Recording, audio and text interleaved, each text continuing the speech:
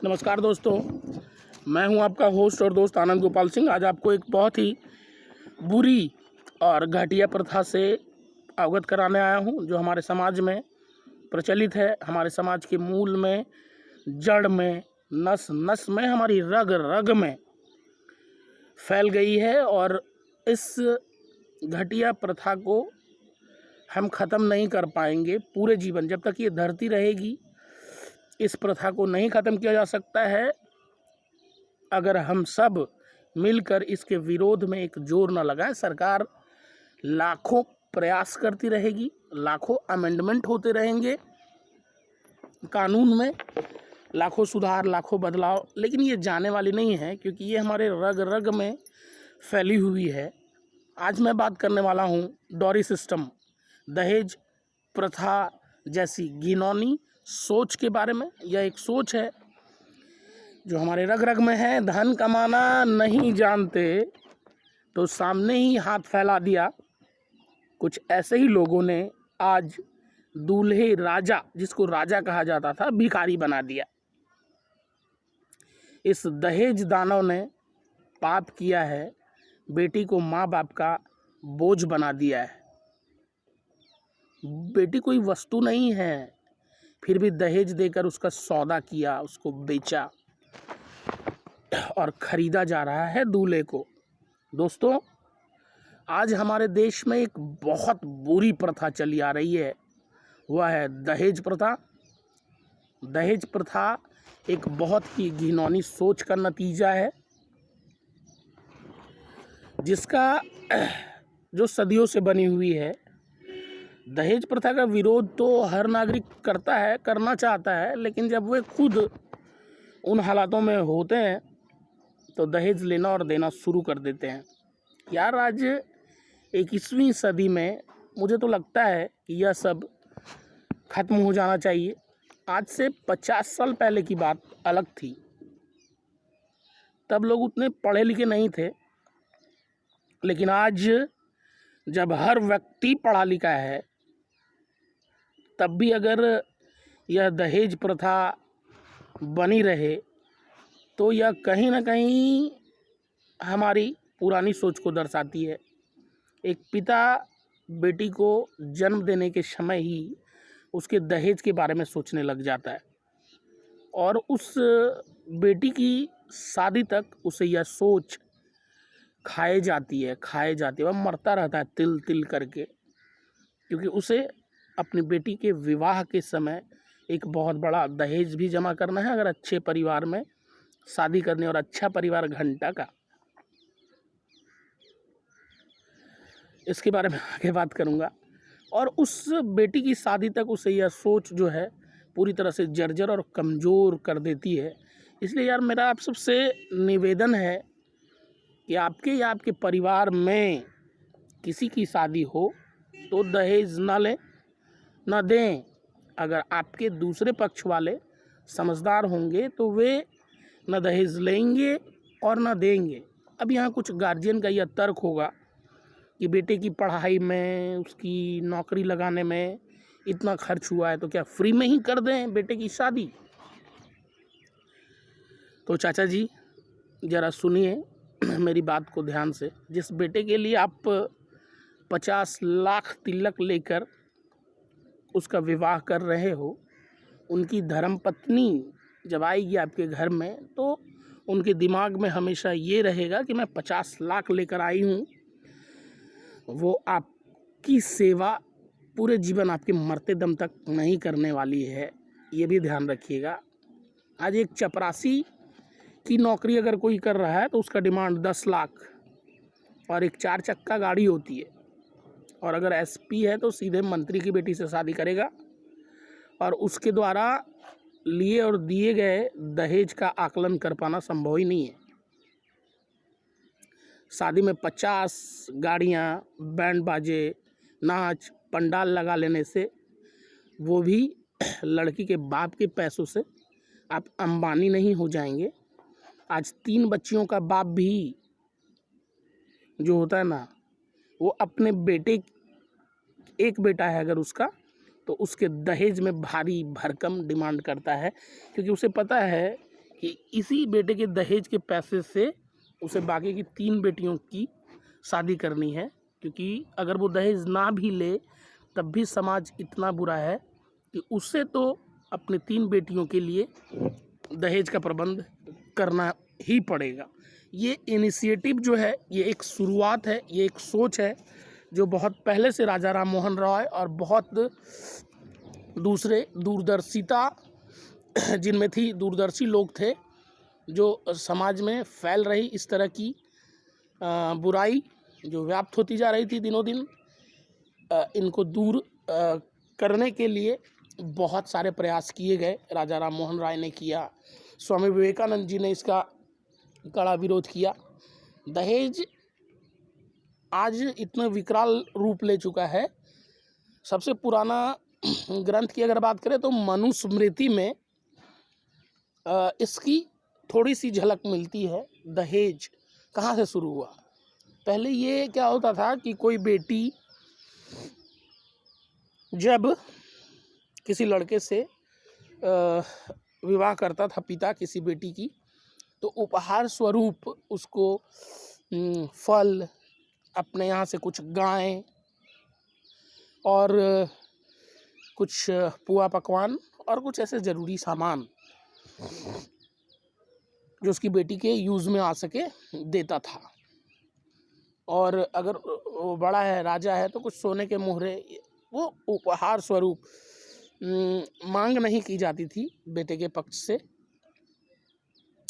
बेटे के पक्ष वाले जो होते थे वो ऐसा वचन देते थे कि आपने मुझे लक्ष्मी दी है और मेरे घर में जब ये जाएगी तो धन्य धान्य लेकर आएगी, इसकी वृद्धि होगी, समृद्धि की वृद्धि होगी, तो मैं आपसे मांगूं क्या, आप मांगें हमसे। और साथ साथ में मैं आपको ये भी वचन देता हूँ कि आज के बाद मैं आपका रिश्तेदार हो गया, आपके हर सुख हर दुख में मैं पूरे ख़ानदान के साथ, पूरा परिवार के साथ खड़ा हूँ, इसका भी आपको आश्वासन देता हूँ, वचन देता हूँ। तो ये एक संबंध बनता था। आज क्या हो गया कि आप किसी के दरवाजे पर अगर आपकी बेटी है, विवाह करने के लिए जाओ तो सबसे पहले जो मीडिएटर होते हैं, विवाह कराते हैं, उनको ही सब कुछ क्लियर बता दिया जाता है कि देखो भाई, मेरा डिमांड ये है, मैं 10 लाख लूँगा और एक गाड़ी लूँगा, ये लूँगा, वो लूँगा, शादी ये फलना होटल में होना चाहिए, इस मोटल को बुक करो, ये पार्क को बुक करो, और ऐसे करके पहले ही कर दिया जाता है। अब बेटी का पिता जो होता है वो उस हिसाब से विवाह करता है, भले ही उसकी किडनी बिक जाए, भले ही उसका लीवर, फेफड़ा, गुर्दा सब बिक जाए, 2 कट्ठा ज़मीन बिक जाए, वो उस हिसाब से विवाह करता है। वो भी सोचता है कि यार चलो, बेटा और बेटी में क्या फ़र्क है, अगर बेटे के लिए पूरी संपत्ति दे दी है तो बेटी के लिए 2 कट्ठा ज़मीन बेच देंगे, पर अच्छे से शादी कर देंगे, एक अच्छा परिवार में, जो सुशिक्षित परिवार हो, लड़का अपने पैर पर खड़ा हो, सरकारी नौकरी हो, वगैरह वगैरह।